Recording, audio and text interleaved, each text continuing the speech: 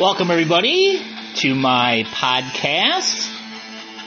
This is Tom Funk's Abu Dhabi Adventure, and I am your host, Tom Funk. Today's podcast is being released on my 6-month anniversary of arriving in Abu Dhabi. So if you've been here from the beginning, thank you. If you are new to the adventure, well, welcome aboard and follow along as I chronicle how I'm adjusting to living here, along with taking in the culture, sights, and sounds of the United Arab Emirates. All right, why don't we get underway then? And I will start telling you about my week I had. Weather report is usually how I start things off, so why don't we do that?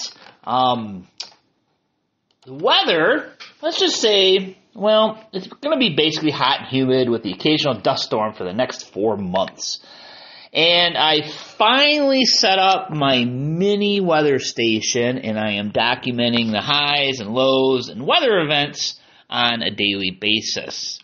You may recall I've mentioned that wherever I'm getting the weather information from on my various weather apps seems to be running warm. So I thought I'd set up my own little station and see what it tells me. So anyways, the high for last week was 107 degrees Fahrenheit with a low of 77. And it isn't oppressively humid, but it is a little noticeable. So I'm taking the bus or hitching rides if the temperature is above 90 degrees when I leave for work at 7:30 in the morning. I haven't bird watched in over a week as the birds are mostly done migrating through the area. The breeding is pretty much done. And it's just too blasted hot when I get done looking for birds, which usually entails me walking back to where I started, typically more than a kilometer to maybe even a couple of kilometers or more. It's just a little too uncomfortable for the reward I'm getting bird watching. I did, though, participate in an outdoor, albeit evening, wildlife program with the Emirates Natural History Club last night on Saadiyat Beach, which is just north and east of downtown. This is apparently the last stretch of natural beach in the area of downtown Abu Dhabi. There are hotels and houses on this island, and they're set back about 500 meters from the shore, letting the dunes do their thing. Albeit they are low dunes, there's no big hills or climbs or anything like that. But it does look an awful lot like the dunes I cut my teeth on back on the Lake Michigan shore. Dune grasses with running roots, shrubs, shifting sands, all that good stuff, and some fine sand. We were there to collect nighttime insects, so we set up a big old light, put some white sheets on the ground, and when the sun set, the bugs started coming in. And we found some flies, moths, and even a rhinoceros beetle, found by yours truly. It was a little on the windy side, which felt nice, but it kept the bugs from really coming in. So not as many bugs as we were expecting. It was cool to check out all the dune grasses with all the things going on and looking at the sand and everything.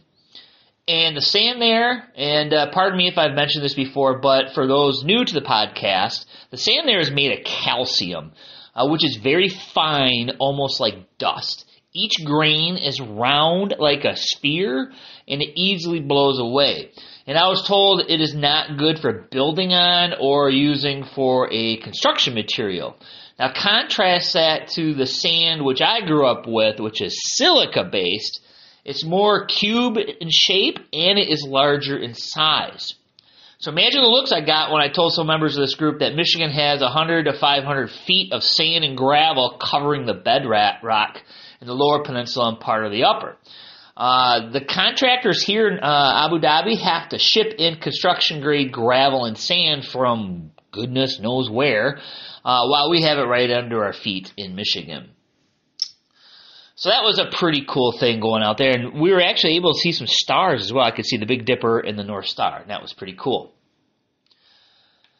I also made a new friend outside of work, which brings me to two people that I'm friendly with outside of work.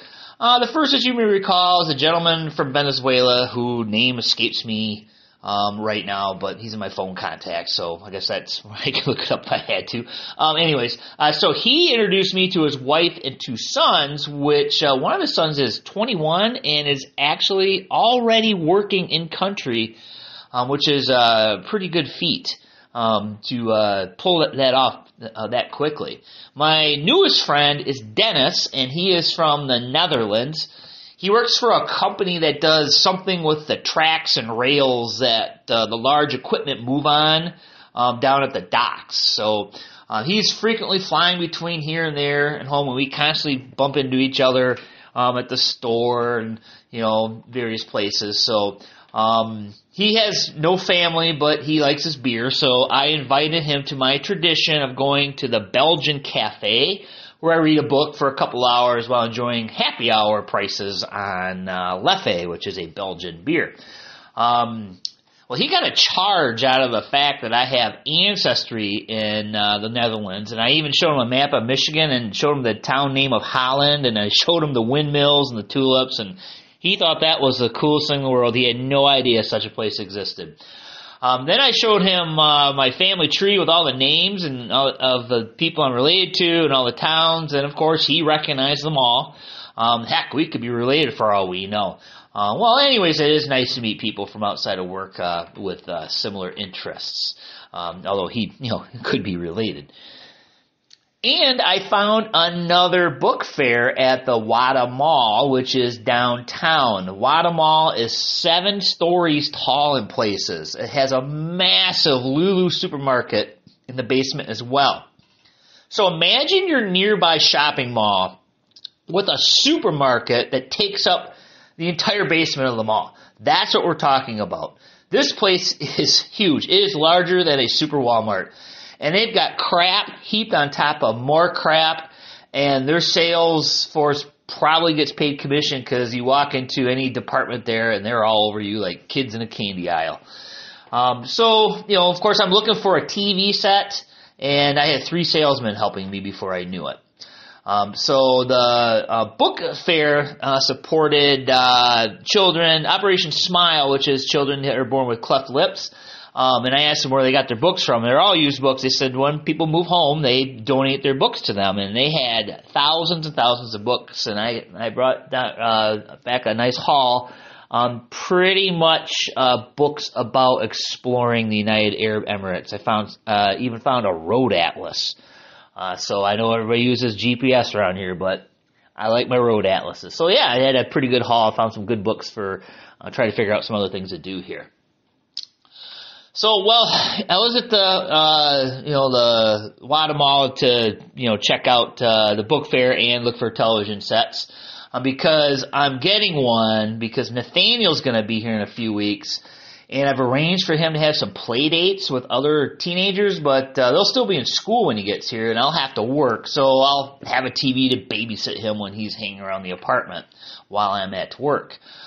Second, I found it cheaper to have cable and internet and put my phone on a basic plan versus what I do now is I have my phone on a plan with gobs of data. In the long run, it's going to save me money, and I'll have unlimited data at home, and along with going from 0 channels to 100 local channels, and I already have Amazon TV, so I will use that, and I'm sure I'll probably use Netflix as well. So now I have to rearrange my apartment to accommodate these televisions, which have gotten huge over the years. I go in there, I'm like, I'm looking for a 26-inch television set, and they all laugh at me. It's like, well, sir, the smallest one we have is 43 inches. I'm like, 43 inches? Okay, I haven't shopped for a television set in a long time, and I pretty much ignore televisions when I go shopping. And when I was actually looking at them, I'm going, holy cow, these things are huge. So anyways, I'm going to have a TV here. So if you ever visit, I'll have Netflix and a television set. So the child does arrive on the 18th, and we will go back to the United States for a family reunion. I think it's around July 8th. Then we'll be back by the end of the month. I will anyways. He's going to stay, and then he's going to come here at the end of summer and start school. He will be traveling alone on his way to the United Arab Emirates. Susan will be dropping him off at the airport in Chicago, and we've arranged for the airline to make sure he makes it one piece to Abu Dhabi. You may remember I flew back to Chicago to meet Susan and Nathaniel when they came out to visit. Well, I can't be doing that every time they visit. So thankfully, they now both feel comfortable enough to get to and through the airport. And plus, being a minor, I don't have to do any of the COVID paperwork for him at all. And that just right there is so worth it. So he'll be coming out here pretty soon. And as for work, I keep saying someone is starting on Monday, and they keep getting delayed. Well, I'm here to tell you I really think she'll be starting on Monday. Her name is Anu, and she will be an instructor.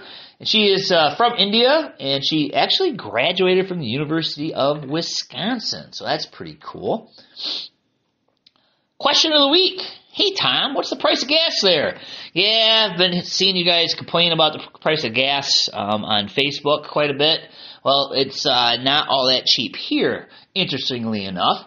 The UAE is a net exporter of oil and is literally awash in the stuff.